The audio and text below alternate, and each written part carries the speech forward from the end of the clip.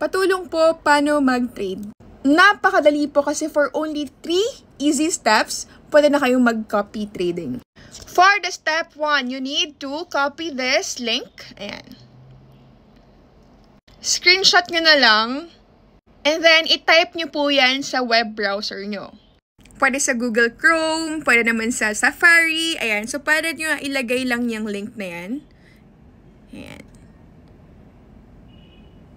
So, this is Light Finance. Ayan. So, you just simply need to click this Start. Ayan. So, finally, para makapag-start na kayo.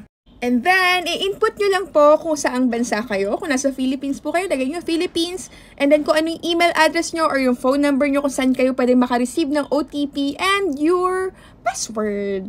And then, i-check nyo na lang to. I have read and agreed. And ina-allow mo na i-process yung personal data mo. And that's the time na you will click this register. And napakadali lang, diba?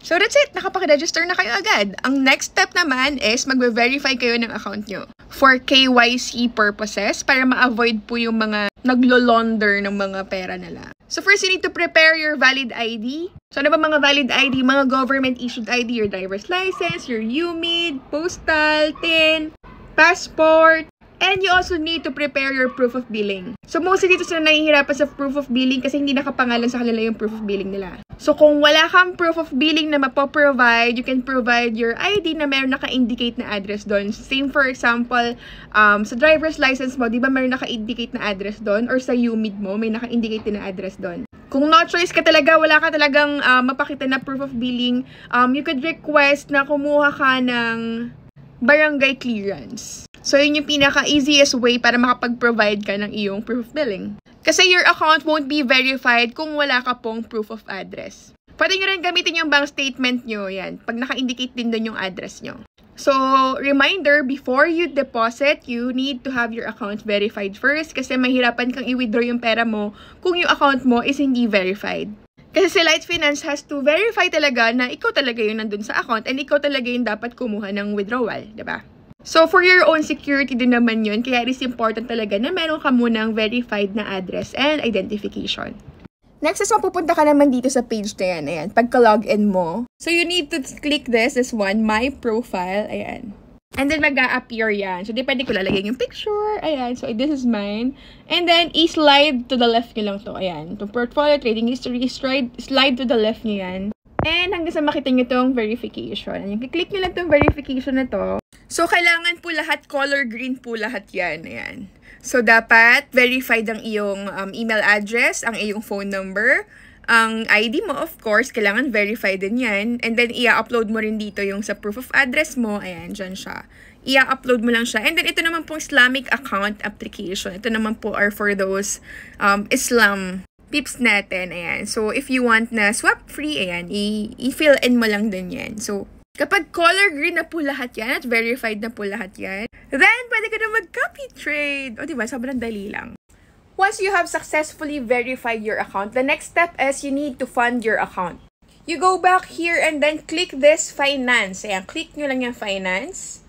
And then, ito yung mag-a-appear po. So, there's a deposit, withdrawal, internal transfer, wallet. So, dito ka sa deposit. So, normally, ito po yung ginagamit natin pang transfer is itong instant. Pagka-click nyo po ng instant, lalabas po yung account nyo na na-create kasi meron po dyan default na maka-create na account sa inyo which is MT4. Minimum amount that you can deposit is 5,000 pesos and minimum payment 5,000 pesos if you will be using this bank transfer instant. So, yan, kunwari, nilagyan na natin ng 5,000. The currency is Philippine. So, in total that you will receive is 85.72 USD. So, you should expect na meron papasok sa account mo ng 85.72 USD. In exchange of 5,000 pesos na i-deposit mo. 5,000 pesos is the minimum pero pwede pa kayo mag-deposit ng mas malaki.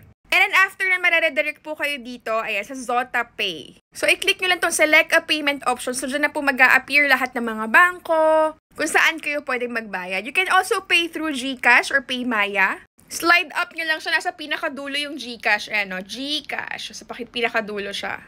Tapos, halos nandito lahat naman na ng bangko. Ayan, may Shopee Pay pa nga. Ayan, no? So, may GrabPay, may Maya Bills Pay, Union Bank, Robinsons Bank. Actually, nandyan naman lahat. You can also do over the counter, ayan. So, click nyo lang to and then Magbibigay lang yan ng reference and then you can go to the bank.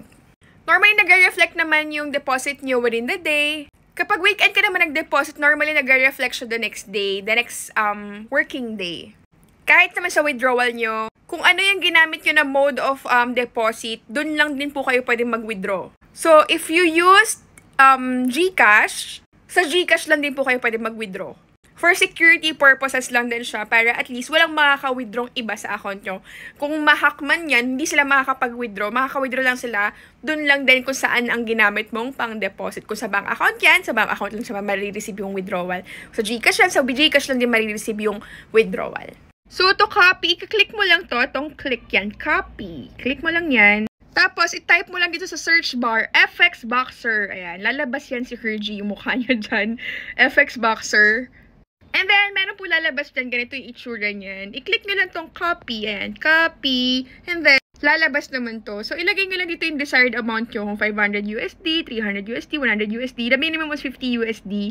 So, pwede nyo siyang i-copy. Tapos, ilagay nyo lang in proportion to my funds sa copy setting nyo. And then, pwede kayo maglagay ng maximum loss or maximum profit na desired nyo. So, di pwede nyo ilagay kung magkano lang. Say, for example, meron ka 100 USD, tas ang maximum loss lang na kaya mo is, kunwari, 50% or nasa 50 USD. Pwede mo ilagay yun dyan. And then, automatic, mag-stop na yun kapag nahihit niya na yung pinaka-loss na tolerable for you. So, type nyo lang dyan, start copying. So, kaya naka-stop copying kasi naka-copy na ako eh. And then, that's it. Ganun siya kabilis. Ganun lang siya kadali. Diba? So, ito yung mga kinokopya ko. This is my portfolio. Ayan. So, lalabas dyan lahat ng mga kinakopy nyo.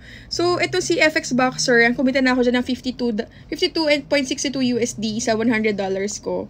So, diba? Pwede na, diba? Kaya maganda siya. Kasi nakikita nyo dito, kapag color green yan, ibig sabihin profit kayo. Kapag color red yan, ibig sabihin loss.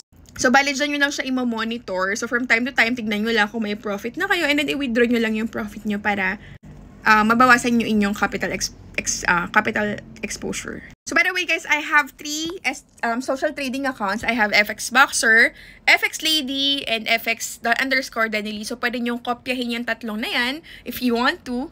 What's good about copy trading is itong profit namin na yan is 2%, 2.25%, 7%, can be also your profit kahit wala kang ginagawa kasi kahit kumakain ka, busy ka, katrabaho ka, nagbabakasyon ka, natutulog ka, on its own, nagtitrade na siya, nag-execute na siya ng orders, and hindi mo na kailangan masyadong mag-worry. You just simply need to monitor. Ganon. So, makinig ka sa mga announcements ko kapag meron mga important announcements, kapag meron minsan nagka-cut loss and all, ganyan. Sometimes, nag-a-announce din ako kapag may mga high-impact news, ganyan. And also, I highly encourage na mag-attend ka ng free Forex webinar natin para at least aware ka kung paano i-navigate yung application. Kasi pwede ka mag-download ng application. Ito po pala ang ating application. Ayan. I-download lang po yan. Ayan, yung gayang logo. Ayan. I-download nyo lang po yan and then mag-login din kayo kung ano yung ginamit yung credentials, login credentials nung nag-register kayo sa web browser. And then that's it. Super dali lang. Kaya if you have other questions, you have other concerns, inquiries, i-message nyo lang ako sa Instagram ko para ma-attend natin yung mga concerns mo regarding that. O diba, meron ka na agad passive income. Para sabay-sabay tayong magkaroon ng financial freedom and financial literacy when it comes to investment. So, thank you guys!